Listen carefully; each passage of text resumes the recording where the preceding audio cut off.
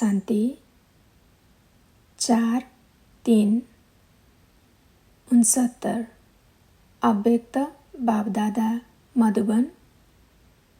अव्यक्त बाप-दादा मधुबन की वाणी।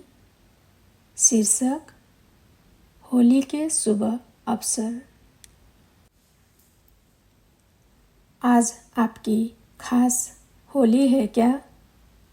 होली कैसे मनाई जाती है? होली मनाने आती है? काम की होली कौन सी है? वर्तमान पाठ अनुसार होली कैसे मनाएंगे? वर्तमान समय कौन सी होली मनाने की आवश्यकता है? होली में कई बातें करनी होती है। लग भी जाता है, जलाया भी जाता है और साथ साथ श्रृंगारा भी जाता है और कुछ मिटाना भी होता है। जो भी बातें होली में करनी है वो सभी इस समय चल रही है। जलाना क्या है, मिटाना क्या है, रंगना क्या है और श्रृंगारना क्या है, ये सभी कर लेना, इसको कहा जाता है मनाना। अगर इस चारों बातों में से कुछ कमी है तो मनाना नहीं कहेंगे। होली के दिनों में बहुत सुंदर सजते हैं। कैसे सजते हैं?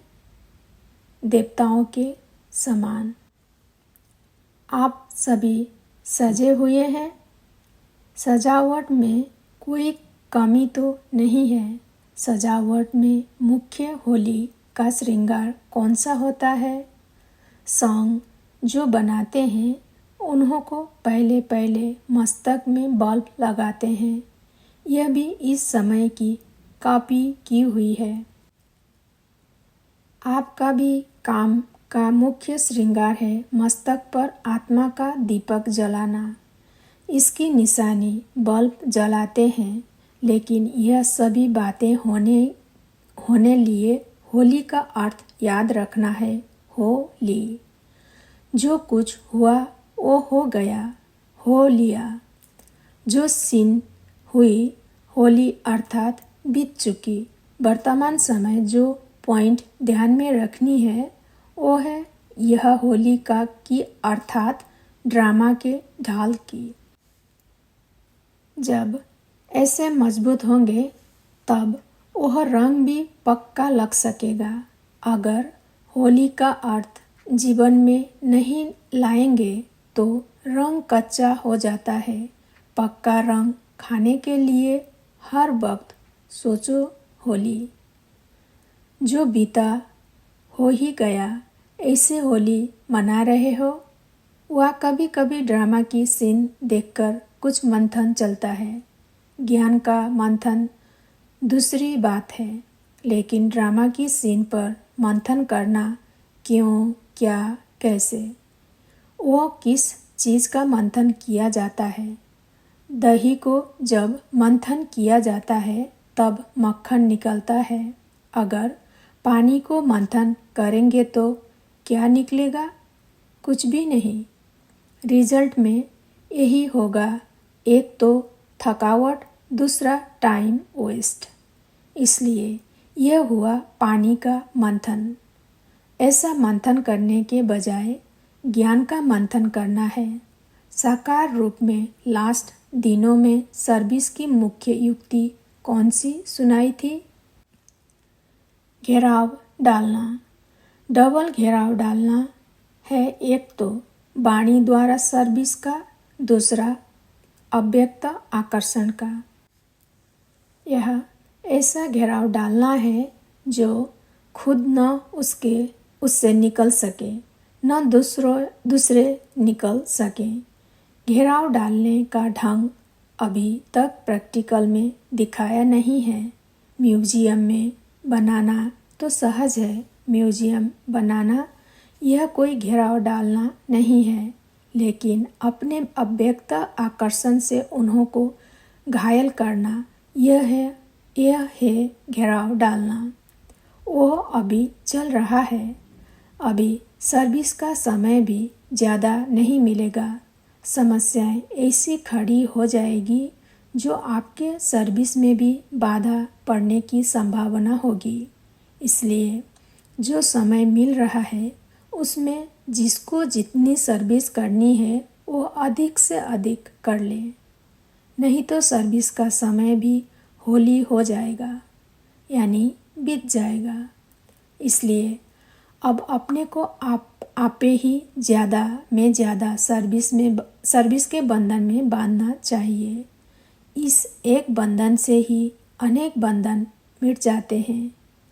अपने को खुद ईश्वरीय सेवा में लगाना चाहिए, औरों के कहने से नहीं। औरों के कहने से क्या होगा? आधा फल मिलेगा, क्योंकि जिसने कहा अथवा प्रेरणा दी उनकी भाईवारी हो जाती है।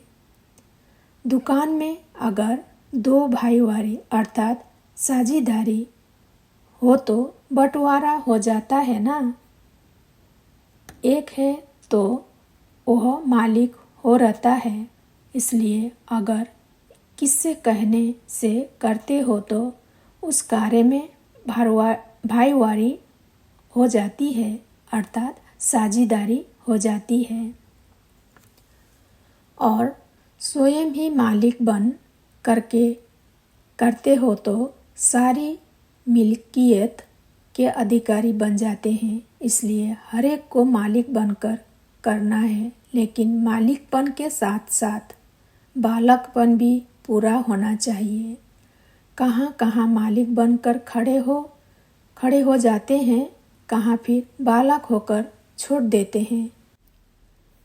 तो न छोड़ना है न पकड़ना अर्थात जीत से नहीं पकड़ना है। कोई चीज़ को अगर बहुत ज़ोर से पकड़ा जाता है तो उस चीज़ का रूप बदल जाता है ना। फूल को ज़ोर से पकड़ो तो क्या हाल होगा? पकड़ना तो है, लेकिन कहाँ तक, कैसे पकड़ना है, यह भी समझना है। या तो पकड़ते अटक जाते हैं व छोड़ते हैं तो छूट जाते हैं। दोनों ही समान रहे, यह पुरुषार्थ करना है। जो मालिक और बालक दोनों रीति से चलने वाला होगा, उनकी मुख्य परख यह होगी। एक तो निर्माणता होगी, उसके साथ निरहंकारी निर्माण और साथ साथ प्रेम स्वरूप। ये चारों ही बातें उनके हर चलन से दिखने में आएंगी। अगर चारों में से कोई भी कम है तो कुछ स्टेज की कमी है। अच्छा, वतन में आज होली कैसे खेली मालूम है? सिर्फ बच्चों के साथ ही थे। आप भी होली मना रहे हो ना? वहाँ संदेशी आई तो एक खेल किया। कौन सा खेल किया होगा? आप ले चलो तो देखें। बुद्धि का विमान तो है। बुद्धि का विमान तो दिव्य दृष्टि से भी अच्छा है। यहाँ तो वह हो ही नहीं सकता, वह चीज़ ही नहीं। आज सुहेजों का दिन था ना, तो जब संदेशियाँ वतन में आई तो साकार को छिपा दिया। एक बहुत सुंदर फूलों की पहाड़ी बनाई थी, उनके अंदर साकार को छिपाया हुआ था। दूर से देखने में तो पहाड़ी ही नजर आती थी। तो जब संदेशी आई तो साकार को देखा नहीं। बहुत ढूंढा, देखने में ही नहीं आया। फिर अचानक ही जैसे छिपने का खेल करते हैं ना, ऐसा खेल देखा। फूलों के बीच साकार बैठा हुआ नजर आया। वह सीन बड़ी अच्छी थी। अव्यक्त बाप दादा हर एक को अमृत कर भोग दे रहे थे और एक एक से मुलाकात भी कर रहे थे। खास म्यूजियम वालों को डायरेक्शन दे रहे थे। अव्यक्ति आकर्षण से म्यूजियम ऐसा बनाओ जो कोई भी अंदर आए, देखे तो एकदम आकर्षित हो जाए। अच्छा, ओम शांति।